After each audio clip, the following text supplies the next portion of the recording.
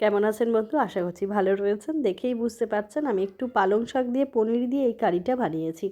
কিভাবে তৈরি করেছি দেখে নিন। প্রথমে পালং শাকগুলোকে ভালোভাবে জলে ধুয়ে নিলাম। ধোয়ার পর জলটা একটু ঝরিয়ে নিলাম। নেওয়ার পর মিক্সিতে এই পালং শাকটাকে পেস্ট করে নিয়েছি।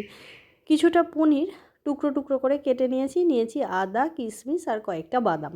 এগুলোকে পেস্ট করে নেব। এবার কড়াইতে সামান্য পরিমাণ তেল দিয়ে পনিরগুলোকে হালকা করে ভেজে নিয়েছি। আপনারা চাইলে খুব লাল করেও ভেজে নিতে পারেন। আমি একটু হালকা ভেজেছি। এবার সেই তেলেই দিয়ে দিলাম সামান্য পরিমাণ গোটা জিরে।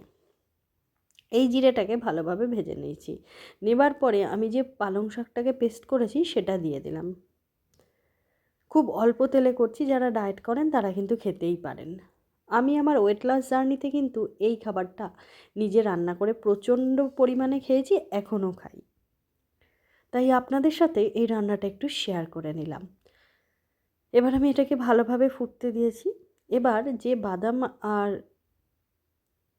কিশমিশ আদাটার পেস্ট করেছিলাম সেটাও দিয়ে দিলাম। দিয়ে আমি ভালোভাবে একটু নেড়ে নিচ্ছি। এই সময় না দুটো লঙ্কাও পেস্ট করেছিলাম পালং শাকের সঙ্গে, সেটা বলতে ভুলে গেছি।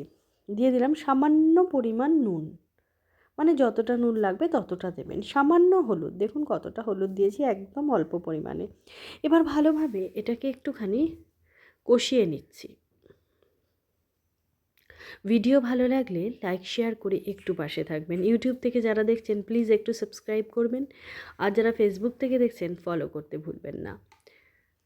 এবার আমি দিয়ে দিলাম ধনে জিরে গুঁড়ো। এটা আমি বাড়িতেই নিজে ভেজে নিয়ে শুকনো খোলায় ভেজে নিয়ে গুঁড়ো করে রেখেছি। আপনারা চাইলে দোকানেরটাও দিতে পারেন। এবার আমি এটাকে ভালোভাবে কষিয়ে নিচ্ছি। এবার আমি দিয়ে দিলাম সামান্য পরিমাণ জল।